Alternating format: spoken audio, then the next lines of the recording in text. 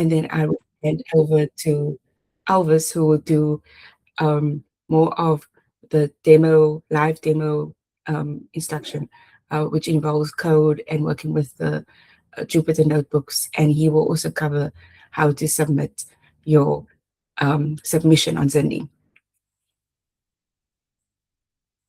Okay, so we have an icebreaker. So I'm going to read the question and hopefully check what you guys say in the comments. So please, in the comments, please drop your answer. So the first question is, what do you think kills more small businesses? Weak ideas, poor cash flow, or bad timing?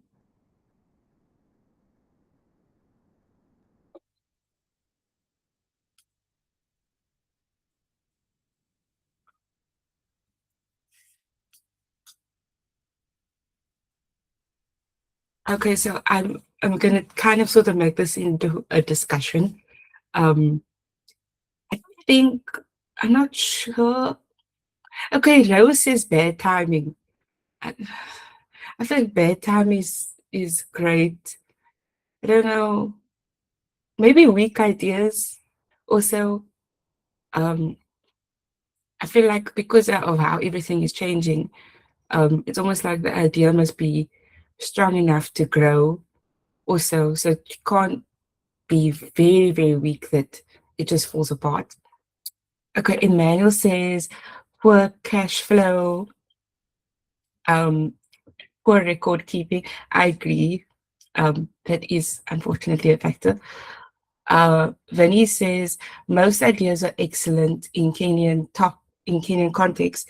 It is bad timing and poor cash flow. That's interesting. That's interesting. I don't know. For me, if everyone has said if you don't like risk, please don't have a business. So it's not good for me because I don't like risk. But it's good for those who can manage that. Sorry, I'm just having trouble with my. Yeah, sorry, I had a technical difficulty. So the next question is: would you rather invest in an average idea with excellent management or a brilliant idea with poor management? So I feel like management makes the idea better in a way. I don't know. I feel like if you have poor management, then the idea can really soon become not brilliant. I don't know. I'd love to hear what you guys think.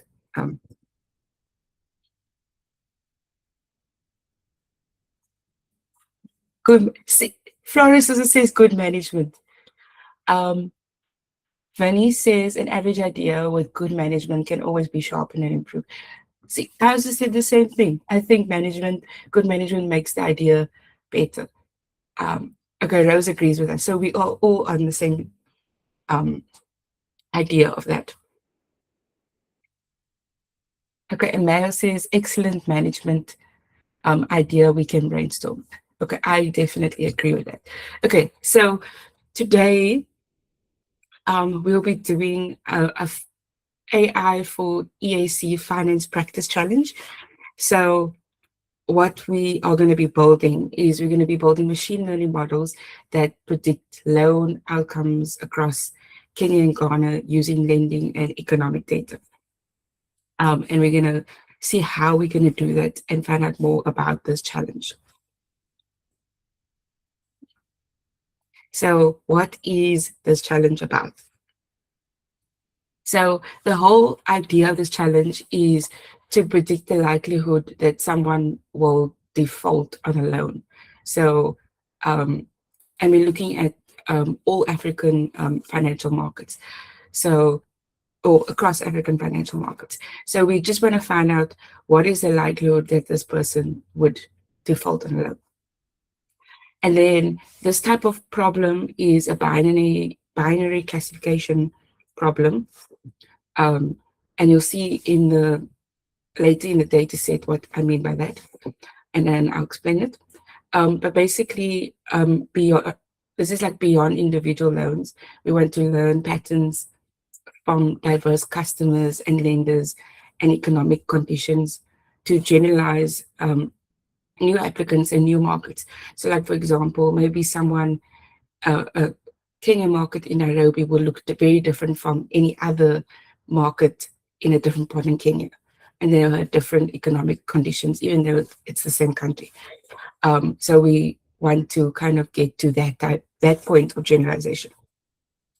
And then the impact. So this really, I mean, it has a high impact because we can enable smarter credit scoring and reduce lending risk if we can tell the likelihood of someone defaulting on a loan. And it supports a safer financial inclusion and market expansion for institutions across Africa. So I came up with a few reasons why this matters, and it affects a lot of different sectors or different parts of the sector. But the most common or most influential is obviously lenders and banks. Assessing a loan default risk for them makes everything more accurate for them, and it reduces the financial risks and losses that they could potentially have. So that would happen. And then asset managers. So it helps them make safer, data-driven lending decisions across multiple markets. So they will know that they can lend this person more money because they have done well on their previous loan, stuff like that. And then for customers and borrowers, it also improves their access to credit by making the risk assessment more fair and consistent. We all have different currencies. We all measure our currencies differently. So it would be nice to have that a better way to access credit for all different African countries. There are others as well on the screen, but I just thought I would give a holistic view of why this challenge matters. Okay, so the data set. So when you the geographic coverage of this data set. So for your test and train CSV file, it both has Kenya and Ghana representing the different financial and economic environments to test a cross-country generalization. The data source of the source of the data is it's all the loan and customer financial records, and there's also macroeconomic indicators. So when I get to how the data is set up, you'll see that the macroeconomic or economic indicators is a separate file given by the Federal Reserve Economic Data Portal. And then you'll see the other financial records as well in that data files section. And then obviously our target is we want to see the likelihood that someone would default on a loan or not and kind of classify them. So in our target column of our test data set, we want to see if there are 0 or 1, and I will indicate what those mean in the next slide. Well, in the next few slides. But these are the features that we are kind of looking at. So the normal set of features is we're looking at like customer level features. So we'll describe the history, like if they've taken out loans before, if they're a new applicant, we look where they are from. So look at like if they're from Ghana, Kenya. We look at the different like loan level features. So I think every loan has an ID, a unique identifier, and it's got a structure. And then how you repay it might look different because you have different types of loan structures. And then you have your lender level features, which I didn't know this, but you can have multiple lenders per loan as a funding structure. It's the first time I've kind of heard of this, so this is quite interesting. And then you also have cross-entity relationships, which is like customer loan interaction, loan lender interactions. which we'll be looking at as like features of the data set. And then these are just the indicators from Fred. So they give you the inflation rate, they give you the exchange rate, LCU per USD. They give you like the real interest rate, deposit and lending rates, and the interest rate spread. And they also give you the unemployment rate and fossil fuel energy consumption and average precipitation. Given those are like indicators for how the economy is doing, I think overall, or it indicates the economic situation. So basically, these features jointly capture an individual's financial behavior and systematic or systemic economic conditions. That gives us an idea of what their economic conditions look like, and their financial behaviors also like based on that. So that's the different features that we have. Okay, so now these are the description of variables in the train test CSV file. So you'll see that there's a lot, but I'll just go through like maybe the first three.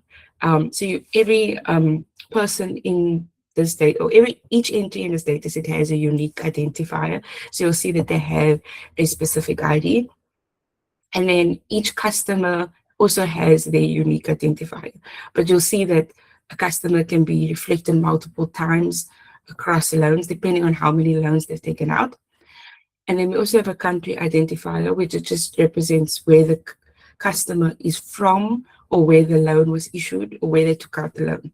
So depending if they took out the loan in Ghana, then it will say Ghana, irrespective of the Kenyan or Ghanaian. That makes sense. And then we have the TVL loan ID, which is a unique identifier for each loan. So a single loan, it can appear many times if it's funded by multiple lenders. So it could be funded by, or different portions of it could be funded by different lenders. So there's that. But those are the first four, but there's a lot. There's 16 different variables in your data set. And it's good to know what they mean so that you can interpret them properly. And then number 16 is the target. So this is how they indicate this loan outcome or how they view it. So it's 1 if the customer defaulted on the loan, as in they couldn't pay the loan. And then it's 0 if the customer successfully repaid the loan. So they successfully have repaid the loan. Okay, so I'm just going to go through the dataset file's typical structure. Elvis is going to delve into this a bit more in detail, but I'm just going to give a great overview so that you guys have an idea what he's talking about. So we have our train CSV and our test CSV. So our train CSV will have all the features, which is all the variables that are listed in the previous slide. You'll see in that data set. And then we'll have the target column at the end, which is blank. And then you'll have your test CSV, which is just like features only for predictions. We will give you a sample submission CSV. So it's like a template of what your submission file should probably look like. There's also the variable definitions text file. So it gives you detailed variable descriptions for your test and train data sets. You also get a Python notebook, a starter notebook, and Elvis will delve into, take you through that. And then there is also the file for all the economic indicators for this challenge. And then on the challenge page, it's quite informative. It gives you a list of everything. I'm going to take you there now, but it gives you the rules. It gives you a discussion forum or chat. There's information and there's data. It gives you a timeline of everything. So I'm going to just share this tab. So this is the page for our challenge, but this is what it looks like. So you'll see there are points allocated for this practice challenge. So this is the points that you are competing for. Gives you the skills that you will learn. So you'll learn prediction, classification, and feature engineering. So this is how it looks like. I'm signed in already, but it will show you the start. So it started on the 16th of May 2026. It closes on the 31st of May 2026, and then they will reveal the winners or the solution May 31st May 2026, and then this is the submit button. So it gives you information. It gives you that we're using the evaluation metric, which is F1. And it gives you just some information about that. But also at the bottom, there's like how to get started with Zindi. So there's videos to help you enroll. It shows you how to create a team and how to update your profile on Zindi. And then this is the data. So this is where you'll find all the data files. And I also give you a description for every file that is there. Like I previously explained, you can download them all at once with the zip file. Ours will go more in detail through that. And then they give you an indication of what this is, obviously how it's coded in the economic CSV file. So they're just giving you descriptions of that. This is a chat, so you can start a chat about this challenge. There's also a leaderboard, so you can see everybody's leaderboard section. And then this is if you want to form a team. This is how you would create a team. And then this is where you see your submissions. So you'll see, obviously, the ID for your submission, what you submitted, who submitted, and your score, comment, and then the file that you submitted. This is what your page, your challenge page is going to look like. So that goes hand in hand with the dataset typical structure. So the evaluation metric that we're using for this challenge is the F1 score. So basically what the F1 score is, it balances precision and recall equally. So it's all about making a fair measure of your model performance. So precision is how accurate you are, and then recall is how often do you get a yes, if I recall correctly. So it's especially useful for imbalanced data sets. So what I mean by imbalanced is that there could be some classes that may be underrepresented. So in other words, there could be a lot of people in the data that unfortunately defaulted on their loan. So your data set kind of looks imbalanced because it's just showing that class of people. And that's what I mean by like an imbalanced data set. So in other words, people that didn't default on the loan could be underrepresented in their data set. So they will be more biased for people that defaulted on their loan. It is more reliable than accuracy alone, which I was explaining before, is that it can be misleading when one class dominates. In other words, where you see a lot of people defaulting on their loan. So that class could mislead, could be misleading. And then the formula for precision, for F1, is 2 times where the precision times recall is the numerator, and then the denominator is precision plus recall. I couldn't get my formula to look mathematically correct, but that is the formula for F1. So the higher F1 score that you have, it indicates a better trade-off between false positives and false negatives, meaning the model is performing well across both error types. So that's kind of like what we want. We want the F1 score to be improved. And Elvis is going to go in greater detail what that means, and he'll show you what the F1 score is in the notebook. So I'm just going to go through how to get started before I hand over to Elvis. But how you would get started is you would go to the Zindi website. So you can either click on, I'm going to share this tab instead. So I'm signed in, unfortunately, but you can also go to sign up. You just sign out so you can see. So if you are on Zindi, you can sign in, but you can sign up as well. And once you sign up, you have to verify your profile. um, which is what I'm saying here. And then you need to look for the challenge. So how you would look for the challenge is you'll go to compete, and then you'll type, yeah, see this says new to Zindi, start with a practice challenge. So you can just go to this indicator here that indicates that, and then you can find the challenge that we are busy with, or you can type it in. I think it's for, yeah, it says May Jam Study Series Practice Challenge. Then you click on it, and then you say join, and you accept it. Okay, I haven't signed out, but basically you join and you accept the terms of the challenge, and then you join the challenge. And then you obviously you download the data files as needed for the challenge. So, and then you'll choose your platform in which you want to set up your environment. I don't have VS Code on my computer, so I always use Google Colab because it's the easiest. It might not be the easiest for everyone because internet is not easy for everyone. It's just the easiest for me at the moment because I don't have VS Code on my laptop.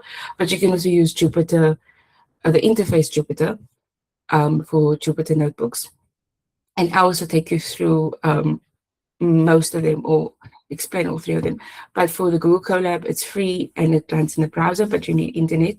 And then for the key packages you install pandas, scikit-learn, numpy, and matplotlib, which is all Python packages for data science. So those are like the key packages that you install, but I will definitely go through that in more detail. And then once your environment is set up and started, you will load and explore, and you'll import your train CSV, and you'll check the shape, data types, missing values, or see what the data is telling you, so that you can know how to feature engineer to make the F1 score better. Yeah. And for now, I think I will hand over to Alvis to go through his section of this presentation. So over to you, Alvis.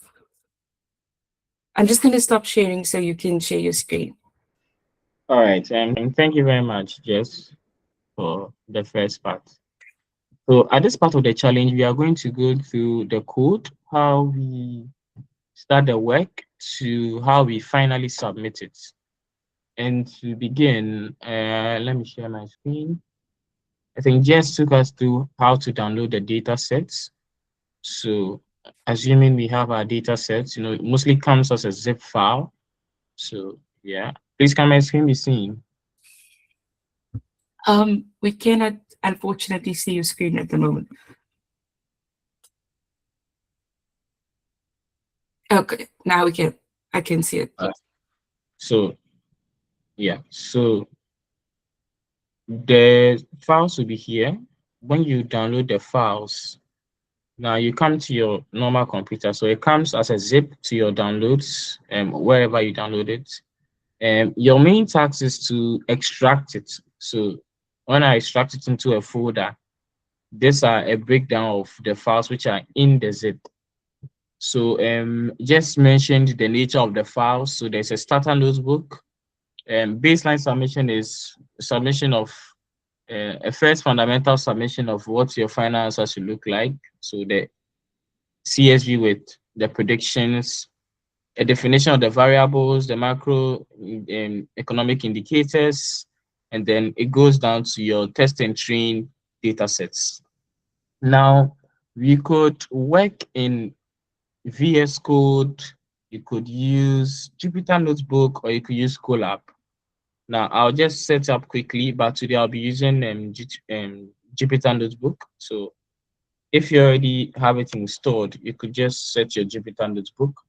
And when it is fully done, it would open a Chrome tab, or using your default browser, a tab there with the local host, showing a tab with the interface of Jupyter Notebook.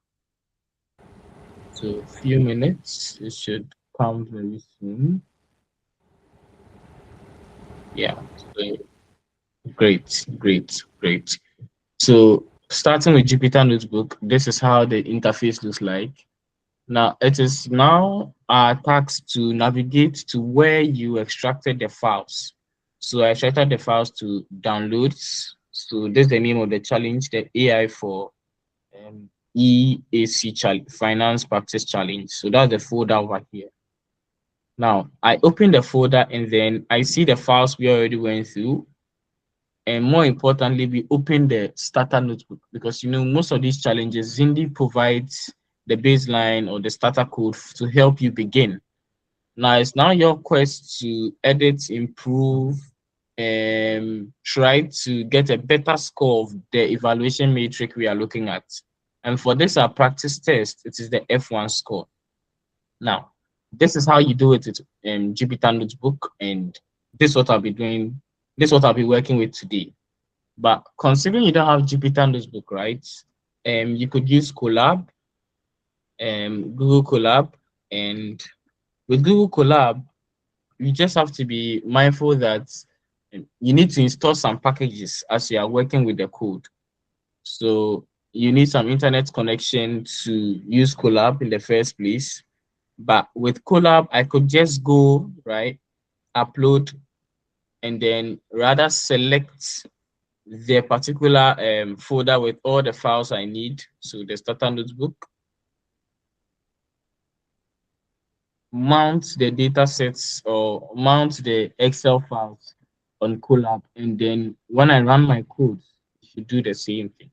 So this is how you could work with it. So this is the interface of Google Colab if you're using Colab or VS Code. I think most people use VS Code. So I'm going to open my VS Code quickly. So with VS Code to similar to the Jupyter Notebook structure. Yours is to go identify where or open the folder of where the code is. So this is mine. So I select the whole folder. So I think I have some files open. Yeah, so this is the whole folder. This is the same work in Jupyter Notebook. And then, all right, it tries the authors. And then I come to my starter notebook. So this is the same thing we are doing. So this is what Jupyter Notebook has for me, the same code. And this is Colab, and then this is what we'll be using today, Jupyter Notebook. So we have done VS Code, Jupyter Notebook, Colab. Now, what is the aim of this challenge? Well, this challenge is a classification, as Jess has said. It's a binary classification. And for our data science and machine learning projects, we have a workflow. And a workflow is just a series of steps on how you get your data, clean the data, to how you finally make your predictions and do further statistical tests. Good. So with a baseline model or with the starter notebook, Zindi tries to provide a simple code with all these tags embedded. So in the beginning, there's importing of the models, loading the models. So everything is there. It starts with the inspection already. So when we inspect our data, what do we have? So these columns already just has taken us through what they mean and what um, the values we are seeing there, what they look like. So we have a test data set and a train data set. Remember, we are looking at Ghana and Kenya as the tests, but the train is only Kenya. So we come here, we see all the columns, we see whether we check for missing values, everything is here. Now the exploratory data analysis to all the codes are here. Now I've run all the cells so that we see how everything is looking like from the base. So you could come to run, so that's how I come, and then you run all the cells in the notebook to see how everything is working on the base. Then based on that, you can now make your edits, improve the model, try to optimize, try to get a better F1 score.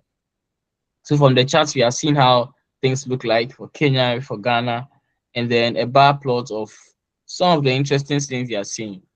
Now, our target variable, which is um, whether they are going to default on the loan or not. Now, kindly remember that when it is one, when the variable is one, it means the individual they'll default on the loan. That means they'll fail to repay the loan, right? And when it is zero, it actually means they'll repay the loan. So one is they'll fail to repay, which we call default the loan, and then zero means they will actually um, repay the loan. Now, in the beginning, just mentioned that there are cases of imbalance, that there could be scenarios where a particular class might be more abundant. Oh, sorry. All right. A particular class will be more abundant than the other. So you could see here that the zero, that is the chance of people repaying the loan, was more than here. So there's actually type of imbalance here. And so it gave us a view of why we should use F1 as the evaluation metric. So the notebook has the basic stuff. So now the feature engineering. This step in our machine learning workflow, we want to select or do a feature extraction and select important columns which we think are very important to predicting it. So the base code is there, and then what happens when we run it? There's a cell with a cross validation, and please mind you, all the code is in Python. Those who are new to Python, and everything is in Python. And then how the model training is going, and then remember it's a classification problem. So ROCA, you see accuracy, F1 score, and well, some things we are seeing the classification reports. But kindly mind you, for this challenge, Zindi is saying F1 score is a metric. Now with F1 score, just already mentioned that it's a trade-off between precision and recall. And so in your quest to improve upon your model, yours is to get a better F1 score, right? So maximum is 1, but you have to get something better than what the base model has. That's a 0.224. So continue training the data, and then you work on it. Now, this last few cells are feature importance, seeing which of the variables significantly contributes the chance of somebody defaulting on the loan. Now, mind you, to submit the challenge or to do your submission, you need to submit a CSV file, right? Comma separated values file of your model predictions. So initially, we don't take your code, we take the CSV. So when you are done training the data, right, you test, right? Test, right? Now the model has learned you test. Now when you test that CSV file you have with the predictions, your niche predictions, you save it to an CSV file, and then you submit it on the Zindi platform. So the code here show you how to save it, and then how to get it in terms of how they wanted their final submissions to be. So when you come to the website with the challenge, you realize that there's a part which gives you information on how your final solution should look like, right? And I think this side, it tells you ID, your final answer should be the ID and the target. So similarly here, when you come to the code, you see the ID and then the target 0 for they not defaulting, and 1 is when they default on the loan. So everything is there, right? So please mind you are submitting the CSV. Now, for some challenges, there might be some rules about how many submissions you can make a day, or how many total submissions you can make. So you could check. So when we check, so let me clear this here. So now, if I want to submit, right, you see there's a select, choose a file, and then you select where you save the new CSV with your final prediction. So when you save it, it comes here, you select that particular CSV, and then you submit. So let's say our baseline submission, you come here, you open, and then you submit.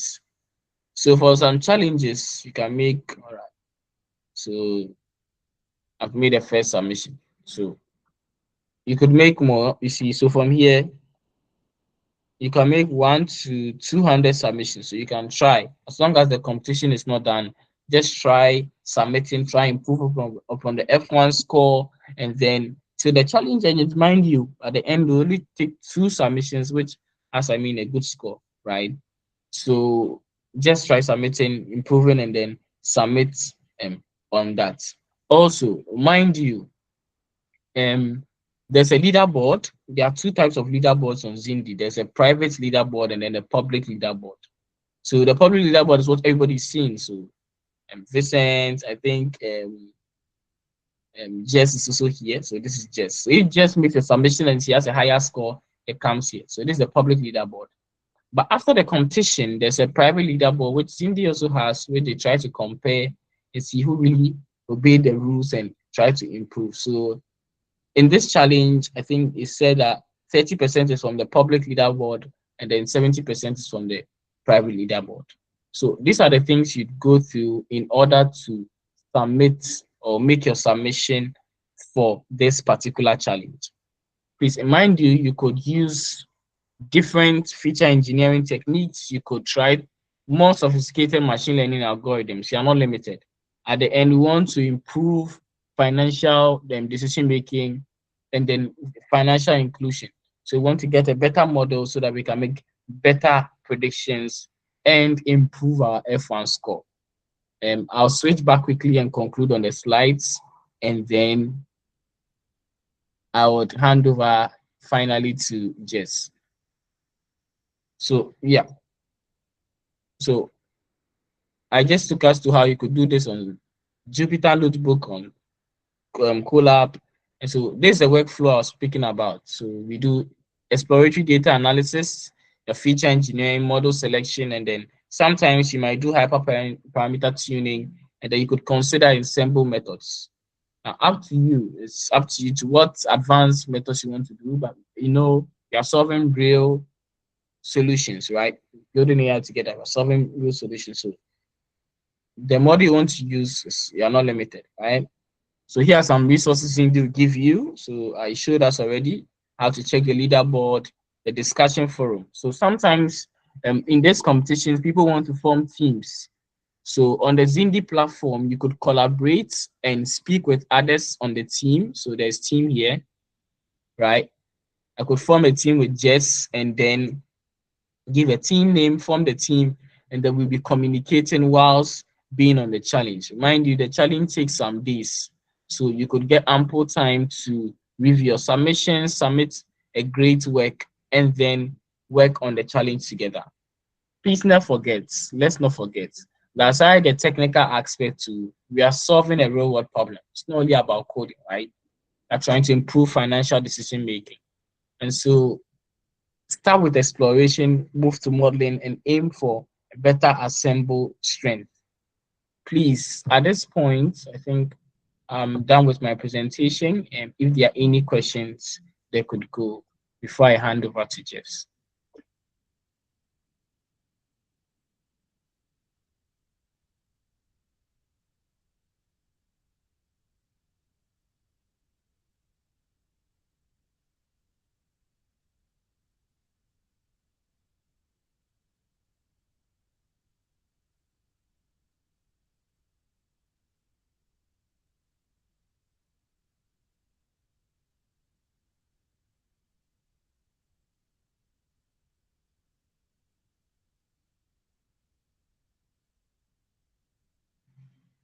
Um, Please, if you have any question, you can't speak right now, you can place it in the chat, and then Jess will pick it up for me. So if there are not any questions now, I think Jess could continue. Okay. Thank you, Albus. But please, if there's any questions, you can pop them in the chat, or let me know.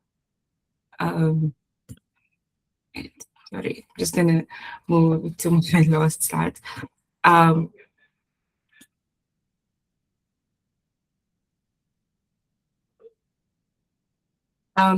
Alvis has given us a lot to think about. I hope we're all thinking about how we could improve our F1 score.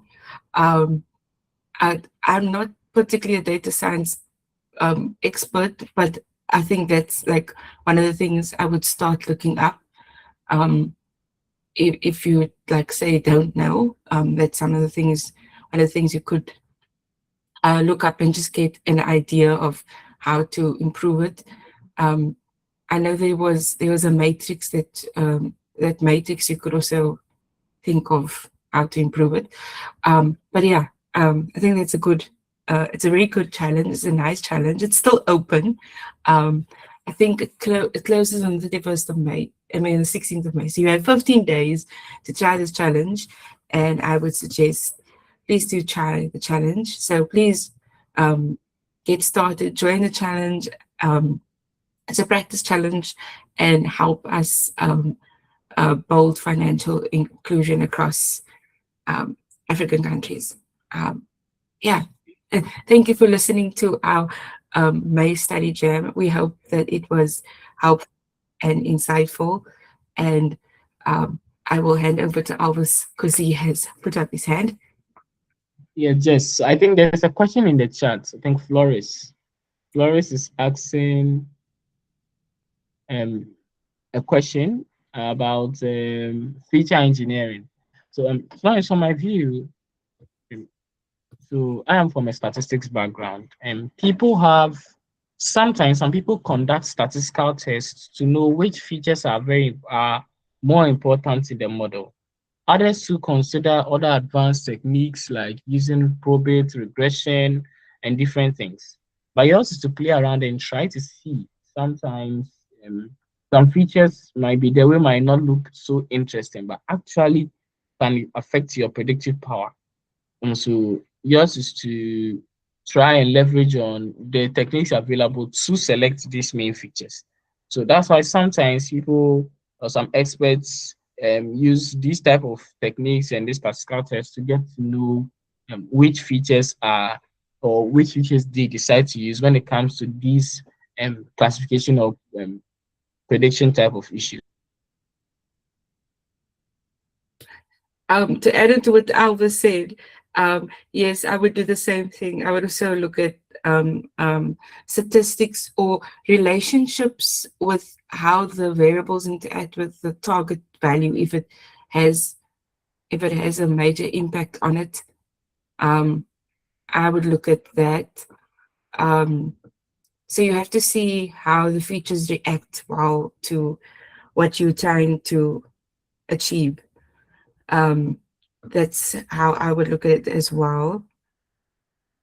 So the thing is, Zindi provided you with a lot of stuff.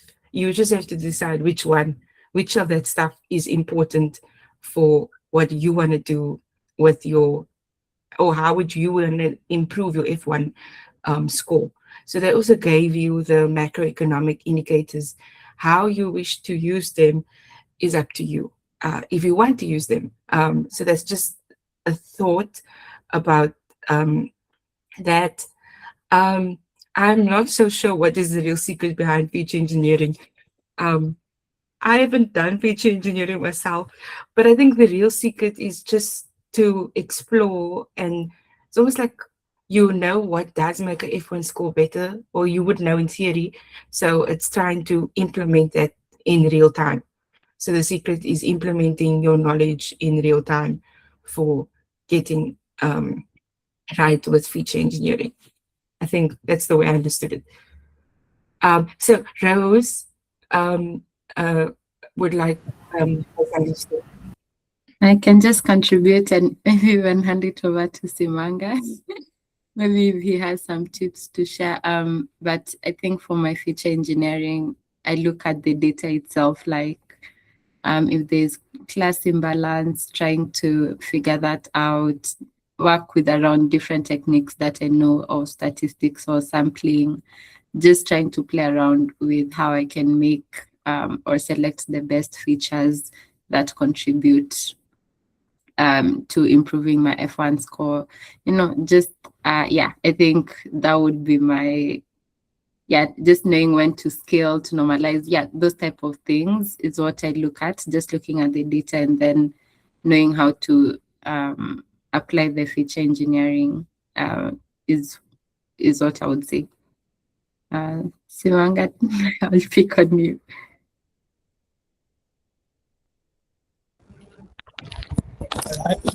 Hi everyone, I'm Travi. I'm not sure you can hear me.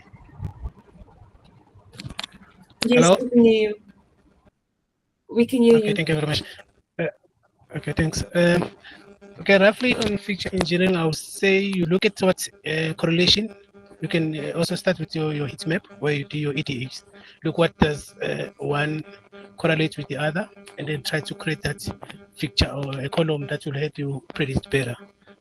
Each year when you look at this financial prediction, you look what contribution does it make to a better prediction, your financial incomes, your expenses of your business or of the certain business, and then you look how then can you make it which one that contributes to the better business income, and then that's where you can look in your feature engineering to improve your credit score. I mean, improve your accuracy score. Thank you. Thank you, Simanga and Rose, for your insights into feature engineering, which I'm not an expert in, but they have given great insights into that. Is there any other questions? Like, okay, I know someone has asked about if it's mandatory to be in a team or work as an individual, and Rose has answered that you can do the challenge as an individual. It's not compulsory to do it as a team. Are there any other questions? Like anything about the challenge or any other challenges that you've started, or feedback about those challenges?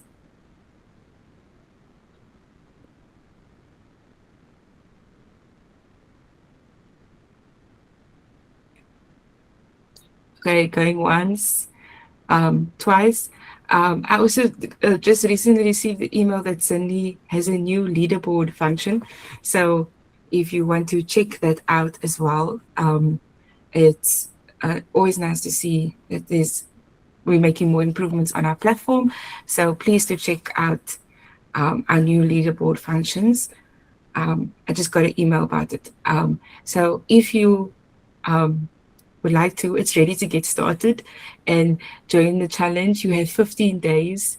You can do as many submissions as you want. I think there is a daily limit, if I looked at Alvis's screen properly, but you can submit up to 200 times. So you have 200 times to see how you can be better. That's the way I see it. So if there is no other questions or concerns, I would like to thank Rose. I think there's a question. Oh, sorry, I didn't see it. Thank you, Rose. How can we detect data leakage before training a model? Alvis, I'm handing this over to you. If you wouldn't, or Simanga, either one of you would want to answer this question. So I'm just going to repeat the question. How can we detect a data leakage before training a model?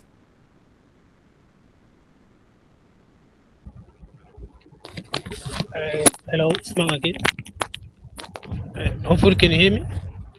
Yes, we can hear you. Yes. Usually, when your data provision of your data leakage, your training data set, you make sure that it doesn't have the similar data set as your testing data set. So if it had the similar one, and it's probably gonna be.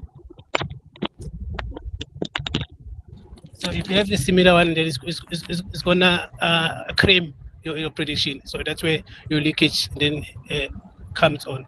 So you make sure that when you're doing your data cleaning or data transformation, you take out the one that you're gonna predict your target.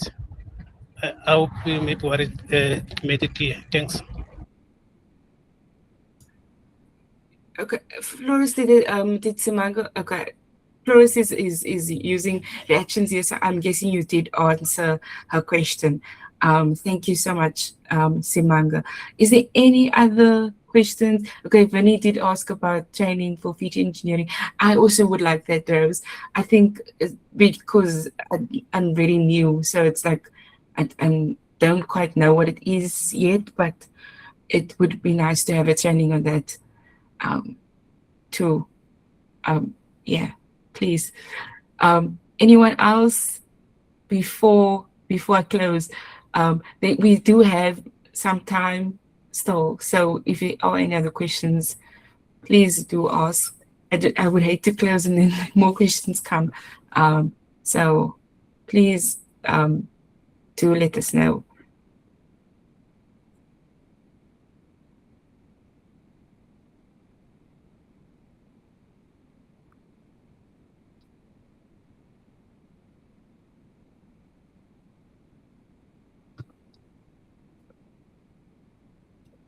Oh, Vinny has a question, or an off-topic question, comment on AI versus data science. So, I personally love AI more. Sorry for the data science people. Um, I don't know. I feel like AI gets too many things wrong. For me, like I don't trust it with my data, and I trust data science more with my data. So I would say if we're speaking about like working with data and stuff, then I would say data science. If we're speaking about like overall functionality, then I would say I prefer AI. Yeah, I don't know if that makes sense. Yeah, AI has gotten a lot of things wrong. So I feel like when I use it, as I do more work. So if I was looking at data and all that stuff, I would want to do that myself, clean it myself. I know I did it right. I know I used all the rules of data science, and it's got a higher throughput for me than to trust AI with it. Yeah. I'll let Rose answer this question because I don't know specifically about this, but I will give you some perspective on what is happening with AI at the moment. So I don't know if you saw, but Microsoft is pulling Claude licenses from the offices, or well, they're telling people that they can no longer use Claude. And the reason why is because instead of like having like a $40 subscription, they're now doing tokens. So tokens has got to do with like the context in which you submit to an AI. So in other words, instead of $40, it'll be like $1,000 because they're going to make you use the maximum context window to do a engineering prompt. So like some people that I just met recently were doing they were saying that a lot of things in Cursor has changed. It now says something like max, context window, and everything is measured now in tokens. So I wouldn't say AI is taking our jobs, but I feel like a bubble is going to burst with how much we would have to pay for it or consider paying for it. But Rose, to answer Bernie's question, I am going to actually ask you to answer it because I don't work in the data science field, and I would like you to give a more professional opinion. So he's asking if AI is going to take our data science jobs before Paris.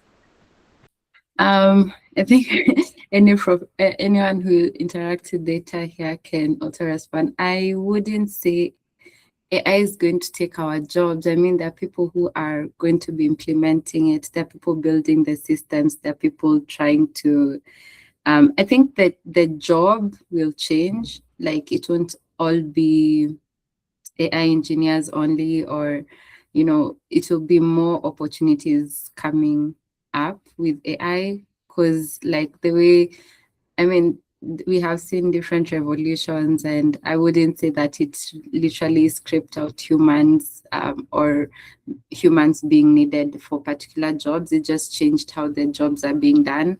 So I think for the AI aspect, the more thing is these are just systems that are going to be automating things. They're trying to mimic human intelligence, but at the end of the day, we still need human in the loop because there are some things that they're not really good at. Maybe in the future they may be good at, but then we still need people to ensure that they are on course. So that means we need more cybersecurity people. We need more people in AI who understand the systems, those who are data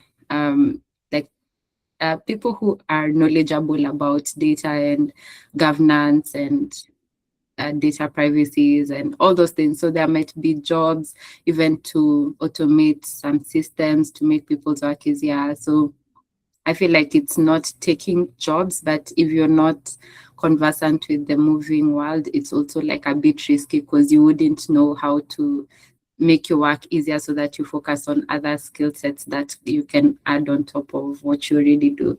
So I think that's my feedback with the knowledge that I have so far on how things are moving.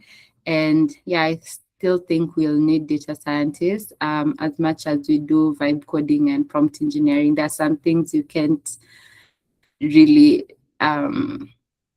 the things that you just can't outsource from AI. You need to have the foundational knowledge. You need to be able to understand some statistics, understand how these systems are built, how to even, why you're selecting different models so that when you prompt AI, you can also, when it's hallucinating or it's not giving a response that should be, you can also challenge it and ask the right question. So yeah, I don't think we are there yet, and even especially as Africa. Maybe Emmanuel, you want to add something?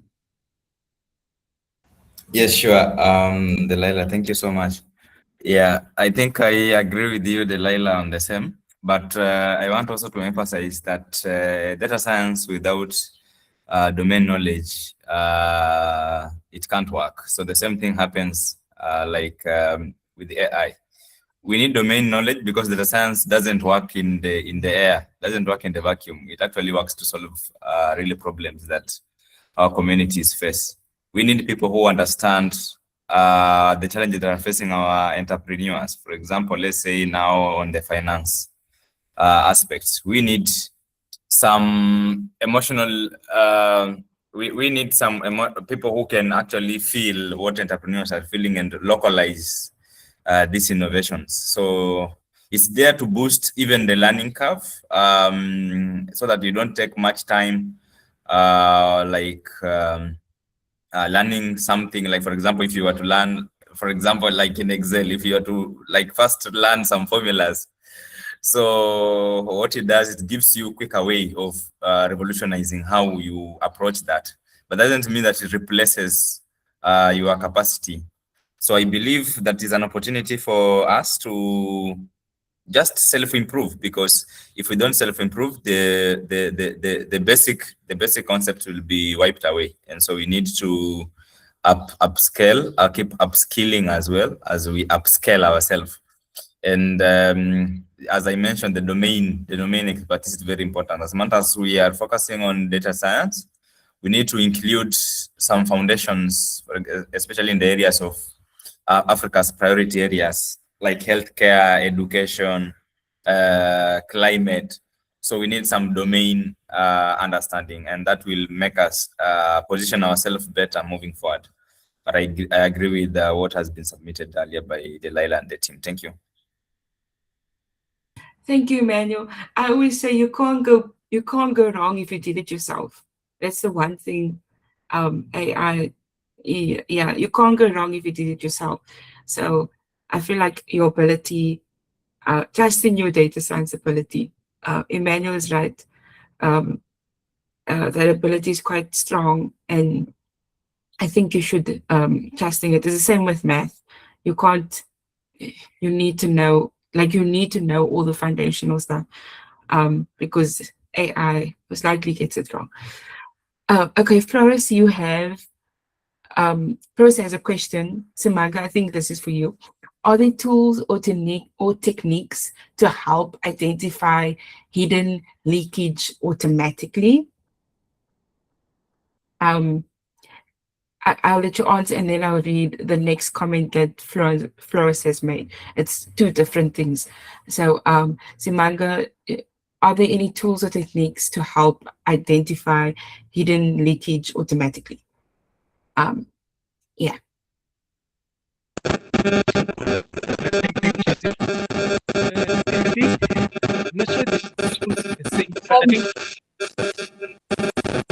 Okay. Can you hear me? No, unfortunately,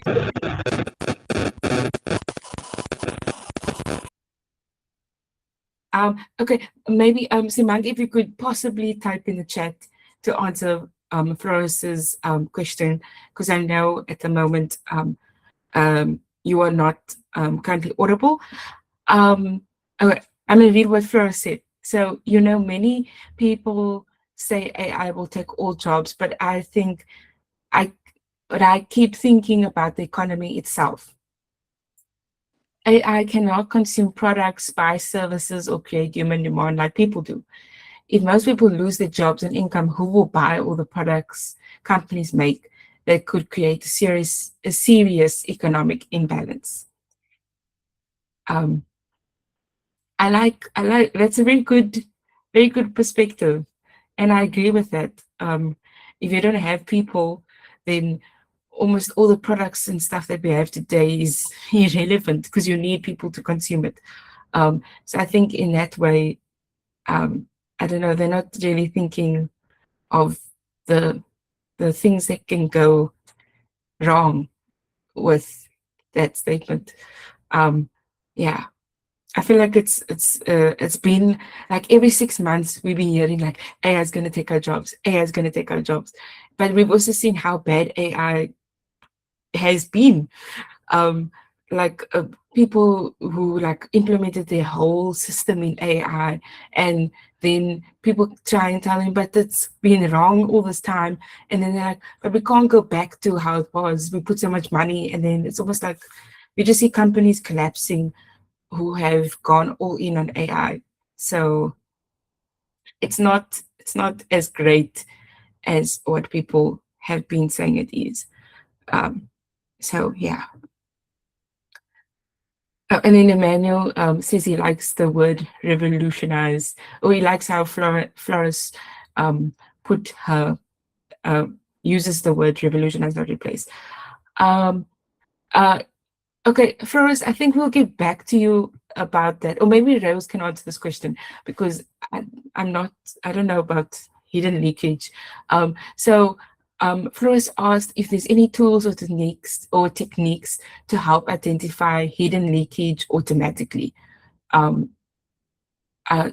did explain what leakage is, but like, is there a way to detect it automatically without having to physically look if the test and trained data set look the same? If I understood how you explained it. Yeah.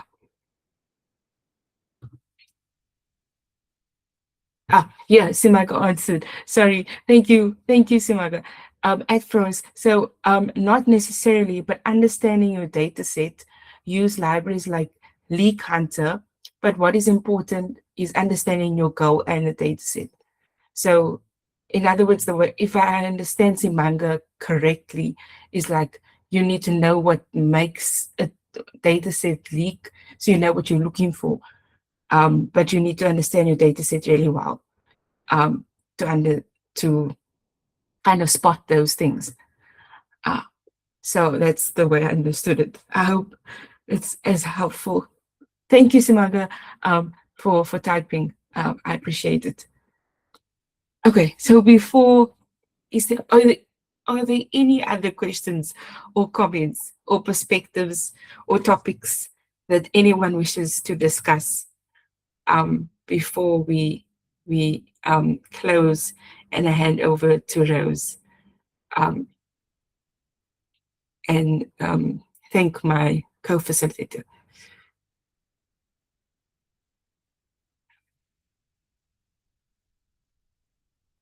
Okay, going once, twice, thrice. But if you do have any questions, you can reach out to us and we will try our best to answer them or direct you in the right direction, to experts that can give you a better perspective on those questions. So as I was saying, the challenge is open. You have 15 days and we would love for you to join the challenge and help us build financial inclusion. I would just like to thank Alvis for his time and for co-facilitating with me and helping me where I needed it. But we'd also like to thank Rose for having us as co-facilitators for this May study jam session. And I don't know if Rose would like to say the final closing words before we leave or say goodbye to each other.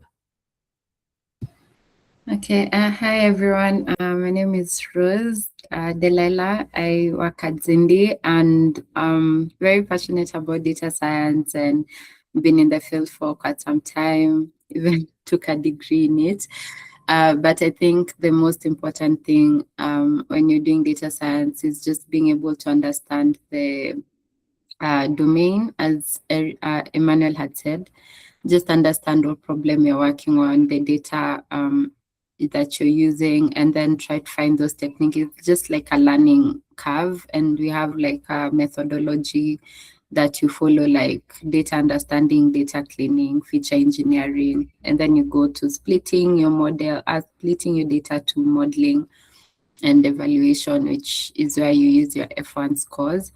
But all that I think is made simpler right now when we have like tools that we can use to learn, like even prompting like ChatGPT, like there's a study part of it. I don't know how they call it. I think a feature that you can ask it to walk with you through the challenge step by step, and you can learn more in it. So it's now upon you, and the challenge is open. You can first start by downloading the submission file to see the baseline model, and then start building on it to try to improve the accuracy and learn when you're at it, and then see where you score. So this is a challenge where you get to learn, no competition, just more of in case you have any questions, you put it on the discussion board and then of the challenge, and then people come and contribute. So you learn within each other. So yeah, I think it's a great initiative, and I hope to see you in other chapters and more complex challenges. And thank you, Elvis and Jessica and Simanga, for sharing your insights on the challenge and also the general topics that have been discussed, and everyone for joining on time to learn, and yeah, on a Saturday to learn and yeah, build your knowledge. I think it will always be beneficial in the long run. So just continue at it, and yeah, we'll take the feedback for feature engineering. In the next, we'll have a session with an Amazon senior data scientist in the next the week after next week. So maybe you can also join that session. We'll open it up to the community, and then you can be able to just get to know what tools they use, how they define AI in this day and how they use it.